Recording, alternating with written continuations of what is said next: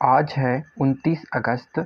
तो 29 अगस्त 2025 में जितने भी आपके करंट अफेयर्स में क्वेश्चन बनते हैं, आज हम इस वीडियो में डिस्कस करने वाले हैं। तो चलिए स्टार्ट करते हैं। और अभी तक आपने हमारे स्नीप चैनल को सब्सक्राइब नहीं किया है, सब्सक्राइब करके बेल आइकन को प्रेस कर लेना, ताकि हमारे आने वाली वीडियो की नोटिफिकेशन आप तक पहुँच रहे। तो चलिए देखते हैं। चलिए फर्स्ट क्वेश्चन देख लेते हैं। आयुर्वेद दिवस 2025 का थीम क्या है? तो इसका जो राइट आंसर हो जाएगा सी हो जाएगा, Ayurveda for people and plant. यहाँ पर आयुर्वेद दिवस 2025 का थीम, ठीक है, यहाँ पर जो 25 की थीम है Ayurveda for people and plant.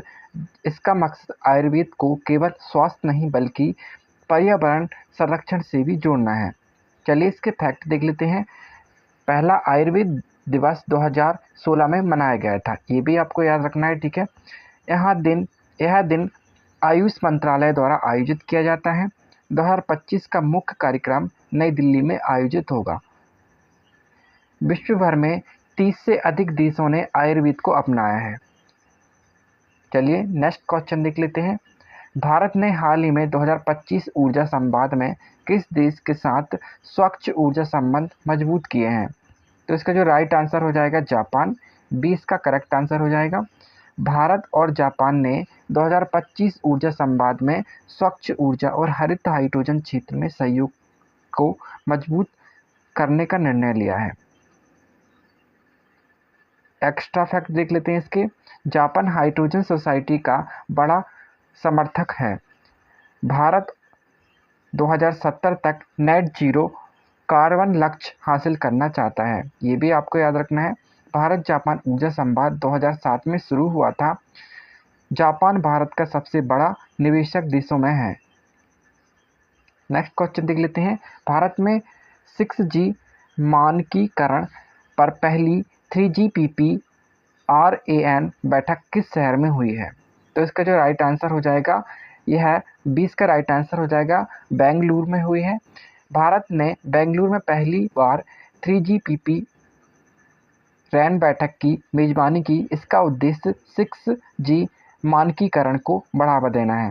Bharat ने 2023 में भारत 6G मिशन शुरू किया। 6G तकनीक 2030 तक लॉन्च होने की उम्मीद है, ये भी आपको याद रखना है। 3GPP मतलब third generation partnership project mobile मानकीकरण संस्था है। बेंगलुरु को भारत की सिलिकॉन वैली कहा जाता है। इंपॉर्टेंट फैक्ट है, इसे हाईलाइट करके जरूर लिखना है, ठीक है। हाल ही में कौन सा देश आधिकारिक तौर पर अंतर्राष्ट्रीय बिग कैट अलायंस IBCA में शामिल हुआ है? तो इसका जो राइट आंसर हो जाएगा नेपाल, 20 का राइट आंसर हो जाएगा। यहाँ पर IBCA को ज्वाइन किया है नेपाल ने। गठबंधन बाघ, शेर, तेंदुआ जैसे बड़ी बिल्लियों संरक्षण के लिए भारत की पहल की है। यहाँ पर IBCA की शुरुआत 2023 में भारत ने की थी। इसका मुख्यालय भारत में स्थित है। सदस्य देश मिलकर बिग कैट्स के संरक्षण पर काम करते हैं। नेपाल पहले से ही बाघ संरक्षण में अग्रणी देश है। IMD द्वारा जारी स्मार्ट सिटी इंडेक्स रैंकिंग 2025 में किस देश के ज्यूरिख शहर ने शीर्ष स्थान हासिल किया है? तो इसका जो राइट आंसर हो जाएगा स्विट्जरलैंड। स्विट्जरलैंड का ज्यूरिख शहर IMD की स्मार्ट सिटी इंडेक्स 2025 में पहला स्थान पर रहा है। यहाँ पर international institute for management development ranking जारी करता है। ये स्मार्ट सिटी इंडेक्स शहरी ढांचे, तकनीक और पर्यावरण पर आधारित है। यहाँ पर ज्यूरिख लगातार टॉप रैंक में आता है। भारत की दिल्ली 104वें स्थान पर है, ये भी आपको याद रखना है। हाल ही में किस देश ने दुनिया का पहला AI संचालित बैंक लॉन्च किया है?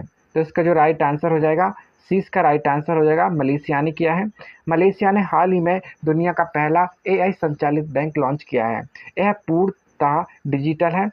यह बैंक बिना कर्मचारियों के चलेगा। सभी सेवाएं AI और टैबलेट से होंगी। इसका उद्देश्य बैंकिंग सेक्टर में तकनीक का अधिकतम उपयोग करना है। इससे ग्राहक अनुभव तेजी से और सुरक्षित होगा। नेक्स्ट क्वेश्चन देख लेते हैं। हाल ही में जारी स्मार्ट सिटी रैंकिंग 2025 में किस भारतीय शहर ने 104वां स्थान प्राप्त किया है? तो इसका जो राइट आंसर हो जाएगा दिल्ली ने किया है, ठीक है। सी इसका राइट आंसर हो जाएगा। दिल्ली ने IMD की स्मार्ट सिटी इंडेक्स 2025 में 104वां स्थान प्राप्त किया है। यहाँ पर भारत के किसी भी शहर का टॉप 50 में स्थान नहीं है, ठीक है। यहाँ पर दिल्ली की रैंकिंग एशियाई शहरों में भी नीचे है। यहाँ पर दिल्ली के प्रदूषण और इंफ्रास्ट्रक्चर समस्याओं के कारण पीछे रह गया है।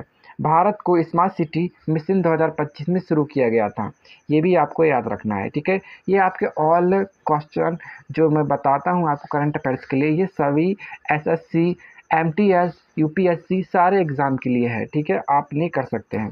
विश्व जल सप्ताह 2025 कब मनाया जाएगा? तो इसका जो राइट आंसर हो जाएगा 20 का राइट आंसर हो जाएगा 24 से 28 अगस्त, ठीक है। यहाँ पर हर साल स्टॉकहोम स्वीडन में वर्ल्ड वाटर वीक मनाया जाता है, ठीक है। ये भी आपको याद रखना है, स्टॉक का होम में, ठीक है, ये आपको याद रखना है। इसका उद्देश्य जल संकट पर चर्चा करना है। दुनिया भर के वैज्ञानिक इसमें भाग लेते हैं। 2025 की थीम ग्लोबल वाटर चैलेंजेस है, ठीक है, ये भी आपको याद रखना है। इसमें SIWI आयोजित करता है ये, ठीक है, आपको ये भी याद रखना है। मीराबाई चानू ने 2025 में कॉमनवेल्थ वेटलिफ्टिंग चैंपियनशिप में कहाँ गोल्ड जीता है? तो इसका जो राइट आंसर हो जाएगा अहमदाबाद। सी इसका राइट आंसर हो जाएगा। मीराबाई चानू ने अहमदाबाद में आयोजित चैंपियन में गोल्ड जीता है, ये आपको याद रखना, ठीक है। वह है 40 किलोग्राम वेट कैटेगरी की चैंपियन है। ओलंपिक में भी उन्होंने मेडल जीता है। मणिपुर की रहने वाली हैं ये भी आपको याद रखना है। भारत के लिए यह बड़ा सम्मान है। चलिए नेक्स्ट क्वेश्चन देख लेते हैं। किलाउआ ज्वालामुखी किस महासागर में हवाई द्वीप पर स्थित है? ये आपको बताना है, ठीक, किस महासागर में स्थित हवाई द्वीप पर स्थित है, ठीक है। यहाँ पर ये पैसिफिक एशियन में स्थित है। सी इसका राइट आंसर हो जाएगा। हवाई द्वीप पर किलाउआ ज्वालामुखी प्रशांत महासागर क्षेत्र में है, ये भी आपको याद रखना है, ठीक है। यह दुनिया के सबसे सक्रिय ज्वालामुखियों में से एक है। हवाई द्वीप पर स्थित है। पिछले दशकों में कई बार फटा है। ज्वालामुखी विस्फोट से लावा बहाव और राख फैलती है। चलिए लास्ट क्वेश्चन देख लेते हैं। सुप्रीम कोर्ट के कॉलेजियम ने कितने हाई कोर्ट जजों को सुप्रीम कोर्ट में नियुक्त करने की सिफारिश की है? तो इसका राइट आंसर हो जाएगा B2, ठीक है। कॉलेजियम ने 2 हाई कोर्ट जजों को सुप्रीम कोर्ट में नियुक्त करने की सिफारिश की है, ये भी आपको याद रखना है, ठीक है। यहाँ पर इसका नाम क्या है? न्यायाधीशों की नियुक्ति और ट्रांसफ़र, ठीक है। यहाँ पर भारत में वर्तमान में 34 SC जज की स्वीकृति सीमा है, ये भी आपको याद रखना है। यह संविधान के आर्टिकल 124 से जुड़ा है। इंपॉर्टेंट फैक्ट है, हाईलाइट करके लिख लेना, ठीक है, अपनी बुक में, अपनी कॉपी में। तो ये हमारा लास्ट क्वेश्चन था। 29 अगस्त से जितने भी करंट अफेयर से क्वेश्चन बनने वाले थे आज हमने इस वीडियो में डिस्कस किए। अगर वीडियो हेल्पफुल लगा तो चैनल को सब्सक्राइब जरूर करना और कमेंट बॉक्स में ज़रूर बताना।